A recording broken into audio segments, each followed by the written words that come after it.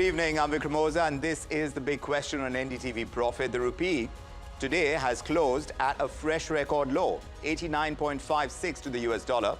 This is after intraday weakness that even brought it to 89 rupees and 80 paise against the US dollar in intraday trade today, and this put it among Asia's worst performing currencies this year.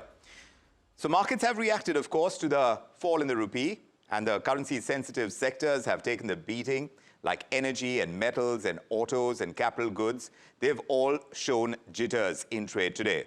Of course, exporters is another story, like IT and pharma and textiles. They do get a tailwind from a softer rupee, but this time the benefit is capped by weak global demand and all that tariff uncertainty as well, which really limits how much of a boost India can extract from a falling rupee.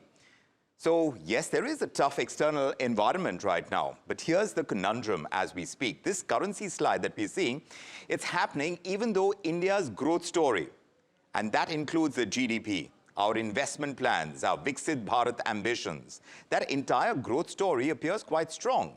Though, yes, there is a drop in the latest industrial production numbers, but why is the rupee still falling despite that consistency in our growth story? Well, a big part of the story is global. So yes, there is the US tariffs, there are the risk of sentiments as well, and 2.7 lakh crore rupees when you talk about the FII outflows. So all of these factors are contributing, and there is the significant part that is coming through in our domestic picture as well.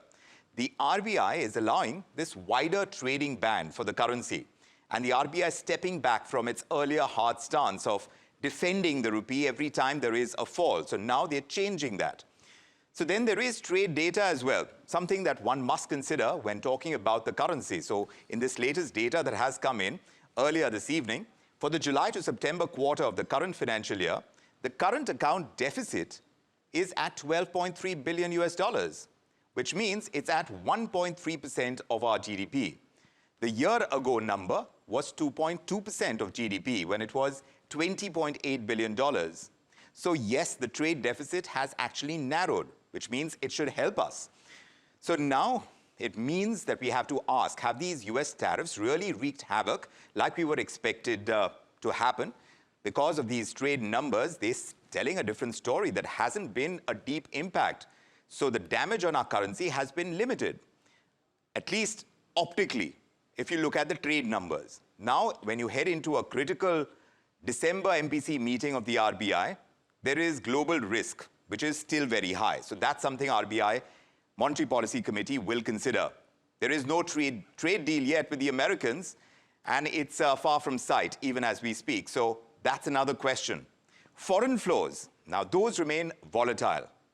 And then you have the union budget, which is looming large. The government will have to lay out its spending plan. And the stakes, when you consider all of these, they've just become a lot higher. So for the RBI, at least the questions are big right now. Do they keep the policy growth friendly? Should they shift gears to defend the currency? And this even at the risk of tighter liquidity and higher borrowing costs. So with that kind of backdrop, we come to our big question tonight. How much will this falling rupee is going to impact India's growth story? That growth engine that we keep talking about, can we stay the course? Can we hold our pace? So we're trying and peeling back the layers with our panelists, and joining us, we have a great panel as always. Subramanian Sharma is with us, founder and director at Greenback Advisory Services. Also with us this evening is Dhiraj. He joins us as economist and forex strategist at ANZ Research. And with them is chief economist at IDFC First Bank, Gaura Sengupta. Great to have you all with us. Let me begin by asking you, Dhiraj, from your perspective, which are the biggest reasons right now why we are seeing the fall in the Indian rupee? Look, I think the usual ones that you've mentioned do suffice to explain why the rupee is weakening, of course, apart from the fact that the Reserve Bank of India is letting it weaken. So, look, the trade deal remains elusive. I think the market is also becoming increasingly a bit restless about the growth prospects, the economic prospects, if a trade deal remains elusive for longer. So that's one of the contributory factors, which we have seen has also contributed to the recession in export shipments to the US over the month of September and October. And I think that risk can only deepen if high tariffs stay.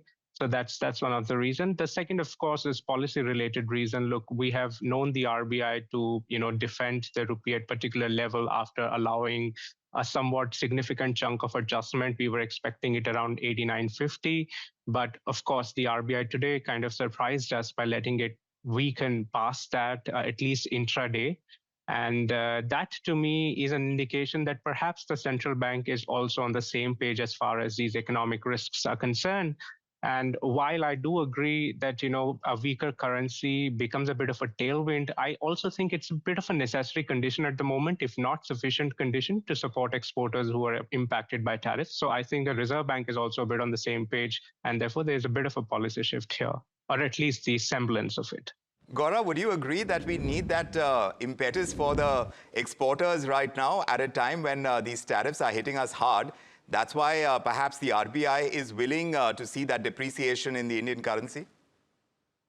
I would say partly true, but a 50% bilateral tariff, which is effectively 25 to 30% higher than our trading partners, I don't think depreciation, we've got a 5% depreciation year on year till date. That will, I would reduce some of the blow, but it's going to be a very minor factor. I think what RBI intervention behavior is actually showing you is that this particular RBI, they have a different set of circumstances.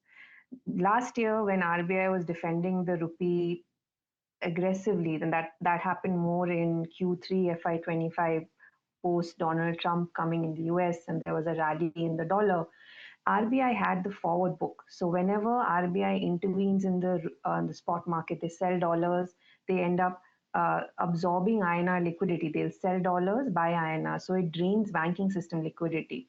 To minimize the drain on the banking system liquidity, last year they had that forward book where they would use it to neutralize the drain or reduce the drain on banking system liquidity. Though they ended up draining quite a bit, but they really used that forward book. This RBI started off the year with a forward book which was already inflated.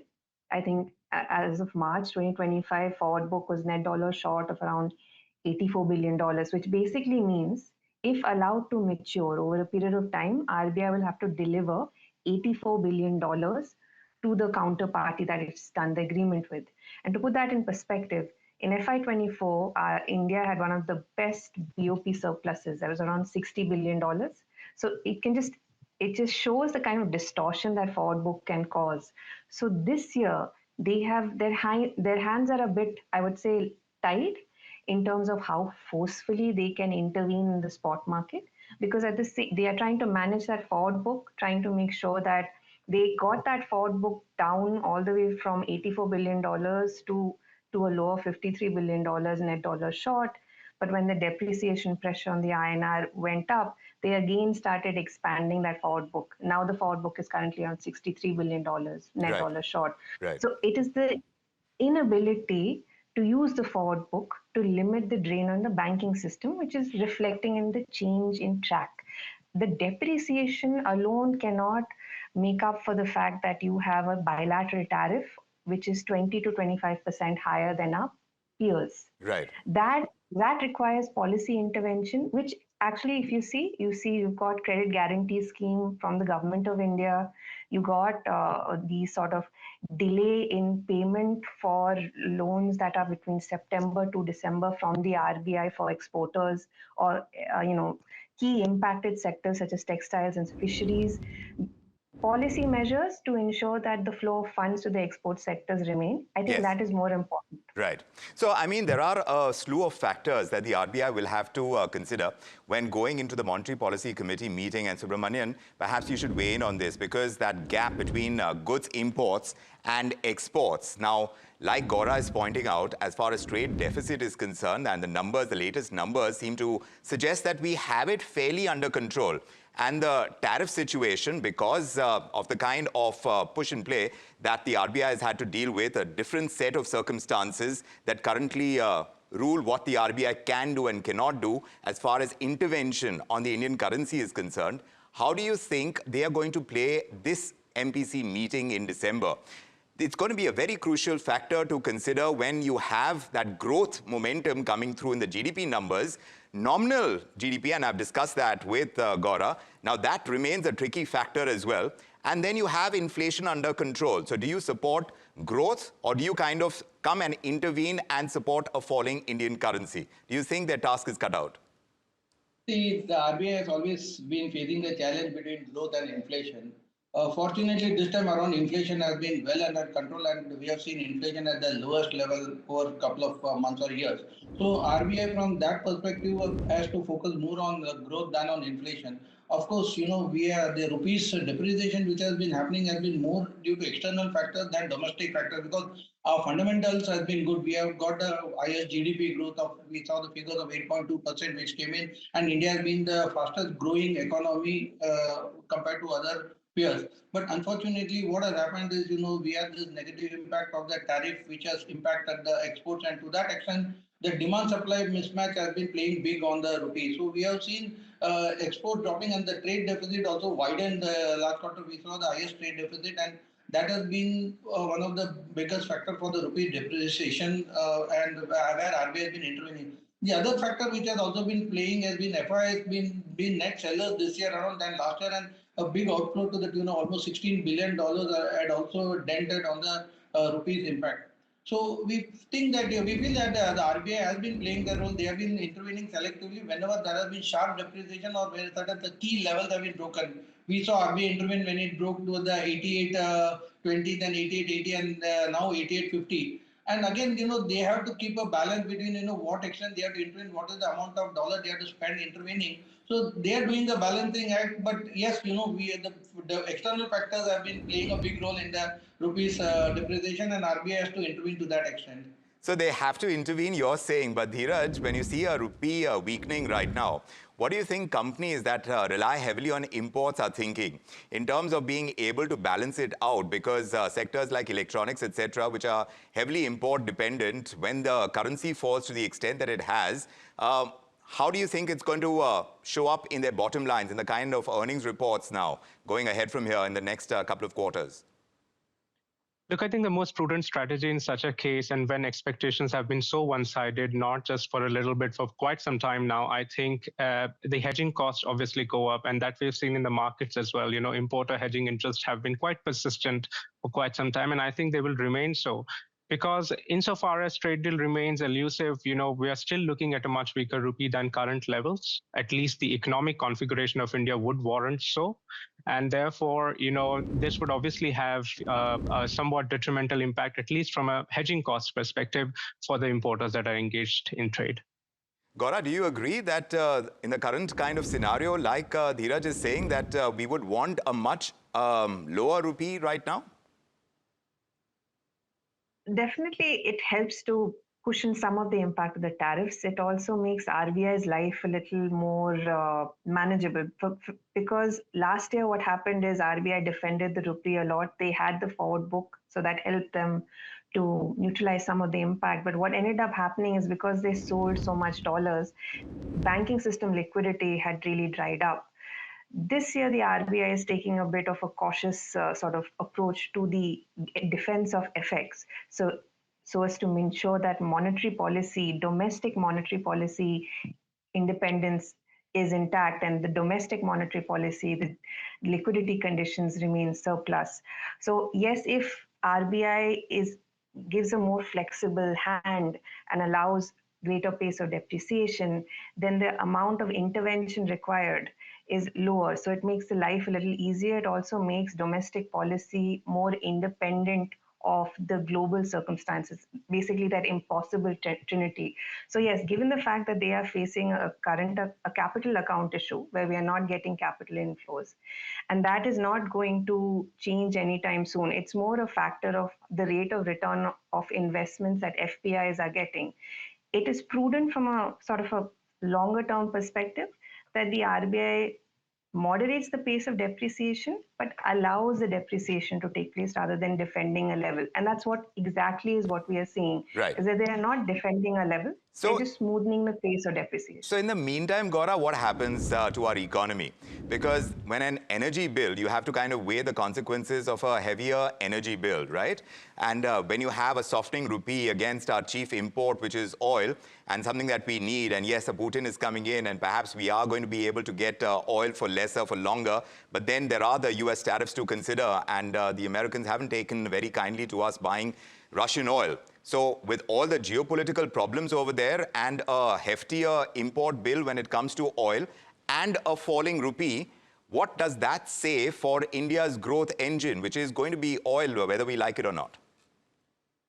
So the good bit is, I would say the lucky bit is, all this is happening in an environment where crude oil prices is softer, much softer. We're below $70 per barrel. And the way the supply-demand dynamics are in the global crude oil market, with OPEC plus increasing supply, China growth slowing down, the US tariffs basically have a negative impact for growth into next year globally. That will keep oil prices softer. So that gives us a little bit of cushion to allow the INR to depreciate at a little bit of a faster pace and keep the import bill contained. A large part of what is happening on our current account, for example, if you look at our current account deficit this year, we've had a 5% depreciation year on year. The current account deficit is very moderate, tracking at around 1.6% of GDP compared to 0.6% last year. A large part of the increase is gold. It's not so much oil. Okay. It's mainly gold imports. That's true. So we got lucky because the crude oil prices are expected to remain soft. Right. So that mitigates the impact of a weaker rupee. Right. But Dhiraj, now, I mean, taking away from what I'm hearing from Gaura, because we are heading into the presentation of the union budget as well, which is not going to be too far away. And at this point in time, if we are going to move towards our Viksit Bharat goals, how much of this is going to be a dampener? Because yes, you have strong momentum on the GDP front. You are going to have to spend more. The government spending has been leading the kind of capital expenditure that this country has seen in recent times. If that pace has to continue, how much are we going to not be withheld? Because the fiscal consolidation map has also been laid out. So if we are going to stay on that fiscal consolidation path, how much of a fall in the rupee is going to come in the way as a hurdle to the union budget this time? Look, I think it impacts the budget in limited but several ways. And of course, two of them that come to my mind. One is, of course, the oil bill. And like Gaura said, you know, the state of global commodity prices is so benign right now that we're not really considering crude oil prices a big risk either to inflation or to the rupee or even fiscal as well. So I think that base is quite covered. The second tailwind, of course, that helps is that, you know, a depreciated rupee allows the central bank to announce a bigger dividend to the Union Government of India, which of late has become a strong support for fiscal finances. So I don't really think that, you know, we should be holding the weakness in rupee to India's structural story. I think the bigger the bigger aspect here is that a weaker rupee is a necessary tool in the toolkit of policymakers when you're thinking of global tariffs shrinking the global trade pie and, you know, export competition becoming more intense and your own economy is sort of disadvantaged relatively by higher tariffs than peers, then in that case, while I agree that a weaker rupee is not sufficient to offset those risks, it becomes a necessary condition. So we have to take out that emotionality from that exchange rate when we are thinking about it from the perspective of, you know, structural growth. Overall speaking, look, while our current account deficits have become quite narrow over the years, you know, hovering around 1% of GDP now, far below the danger mark of 3% of GDP that used to battle with a decade ago, I would want you to think about the composition of that current account dynamic. While our services surplus has increased a lot, our goods trade deficit has also increased a lot. So the productivity growth, so to speak, in the economy is very skewed, is happening in a select few sectors which are possibly not employment intensive. So there are welfare consequences of not having a competitive currency. So I think at this moment, that bit is quite important from a structural perspective than anything else. So is there a structural shift? And can you take away the emotionality out of the way the currency moves? Subramanian, what do you say? What do you think the union budget is going to look like in light of the fact that we have to push that growth accelerator much more strongly than we have in the past? See, I think if you look at this year's situation, we had a lot of negatives with war continuing, and we have been very lucky. Like God said, the oil has been low, and India has been getting discounted oil from Russia, and we were able to buy oil, and our oil bill didn't get inflated. So I think we are seeing the consequences of the global situation, geopolitical impact which is having on the rupee. Maybe the situation can change next year, and the tariff situation can change, and the trade policies can also be favorable. And India has been signing trade this agreement with various countries. So I think next year things should get back. And one more factor we are forgetting is India's defense is now changing. The entire pattern of defense exports are changing, and India may possibly be exporting more defense in the coming years. That may offset the trade deficit to a bigger extent. So whatever depreciation we have seen this year may get corrected next year, and I think government may continue with their expenditure policy. And for the Viksit Bharat, I think they may not impact in a big way. So it is only a temporary situation. Next year the parameters may change. Whatever negatives we have seen in this year may get corrected, and that could be more favorable in our favor. And crude has been fortunately at the current level, and it's not increasing. And with the discount we are getting from Russia, and also the lower prices, could keep the trade deficit in balance, and RBI may continue, and the government may continue with their expense budget, and the trade, the India with growth Viksit policy will all be in line with what they have planned. So I think we have to just take it in a current situation. Let's take that across to Dr. Deepali Joshi, former executive director at the RBI and a macroeconomic expert in her own right. Dr. Joshi, it's always a pleasure getting in your perspective. In your opinion, considering the kind of views that are coming through, that this perhaps is not going to be a hurdle. It's perhaps what Indian economy really reads right now. Would you agree with that perspective? And what do you think is going through the RBI Monetary Policy Committee's minds right now, even before the December policy is announced? Absolutely, I completely agree. And let me tell you that there are many positive externalities here. I mean, I'll just tell you that the Pakistani rupee is 280 to the dollar. The Sri Lankan is 307. Now, why am I saying this? Because they also export primary products like tea and rice. So they are, in a sense, our competitors. What I'm simply saying is that because if we are overpriced in the market, we lose market share. So for export competitiveness for Indian goods, which become cheaper for foreign buyers, it is very, very essential that this tectonic correction takes place. And this will benefit our textiles, it will benefit our pharma, and it will lead to increased remittances from our relatives who are working abroad, and that will increase in turn purchasing power in India. Secondly, it will lead to the promotion of domestic industry because imports will become more expensive. So we will move more towards the vulnerable domestic industry. This will also give us a tourism boost with a lot of people finding that India is very cheap to travel to. Now, let me also say that there is absolutely no need to panic because it is well known that the FIIs cash out from the market at this point in time and go back. And then they come back because we are an emerging market. Yes. The other reason why we do not need to panic is we produce and we consume. We are the largest domestic market. So we can very well dance alone. Capital flight, weakening sentiment, all that is not important. Okay. Yes, what is important is the widening of the trade deficit. That is indeed a downside to Right. this. But we have a number which is $12.3 and, billion right now, Dr. Deepali Joshi, which is 1.3% oddly of GDP. So would you agree that that's an okay number to work with? Yes, I would agree that that's an okay number, being very optimistic, but nevertheless, just see time series data for the previous years.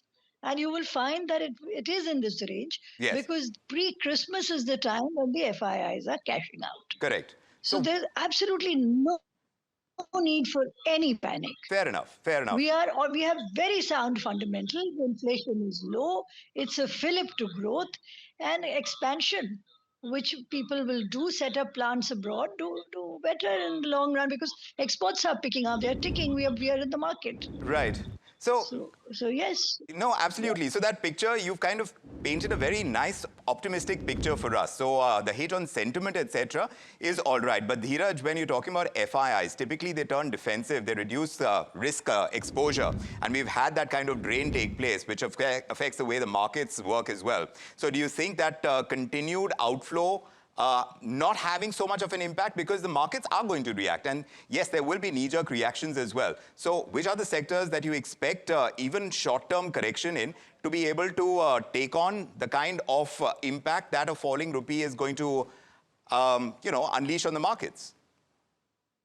Look, like I said, I'm really not a sector expert, so I would not be able to give you any answers to that question. But like I said before, a weaker rupee at this point is an economic adjustment that India's configuration requires. So it should be a good from a macroeconomic perspective. Of course, the sectoral distributions can differ, but unfortunately, I really can't tell you much about that. Gaura, you want to hazard a guess on which sectors are likely to take the maximum impact in the long term, where the equity markets are concerned, and how much of an impact you're likely to see as well?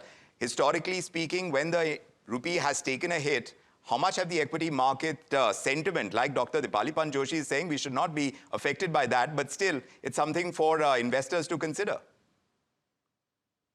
I think from an investment perspective, it's more a rate of return story. So one of the issues with runaway depreciation, and one of the reasons why RBI is in the market and is moderating the pace of depreciation, is the dollar rate of return on investment. So when an FPI is deciding to invest in an emerging market, it's all about the relative rate of return that we offer compared to other EMs and even DMs. So the stronger the pace of depreciation, the lower is the rate of return in dollar terms. So that's one of the reasons RBI is in the market and is not letting the INR depreciate at even at a faster pace. It is moderating the pace, and that is really required. So RBI is doing a fine balancing act. On one hand, it is letting it depreciate more than in the past. Secondly, it is also trying to make sure that it's not too much to scare away capital flows. From a sectoral perspective, I think more than the INR, it's all about changing consumption patterns and technology, and also the fact what is our relative advantage. For India, our advantage is in services. We have been able to garner a large market share for software services, and holding on to that market share, especially in the age of AI, is going to be the next challenge. In the case of merchandise exports for India, we have not really been able to garner market share there. Right. In terms of global exports, we are only 2%, and that's been stagnant, less than 2% of merchandise exports. Right. That is more a function of ease of doing business, sure, as well as lowering cost of production. For example, countries and like you said, China, that requires a policy push, Gaura. I'm afraid we are running out of time, but indeed, as far as policy push is concerned, the RBI's policy is definitely something that we're going to watch. But from the government side as well, in terms of keeping that growth momentum alive, is going to be an important watch item. But I want to thank our experts for joining us and telling us what the path ahead could be looking like. Yes, Dr. Joshi, Gaura, Dhiraj, Subramanian, thank you very much for joining us with your insights and helping us decode what a falling rupee could mean. And with that, it's going to be a wrap on this edition of The Big Question. But of course, the questions keep coming, and we're here to find the answers. We'll continue doing that through the week. So do keep it with us here on NDTV Profit. I'm Vikram Oza, from me and the team. Good evening.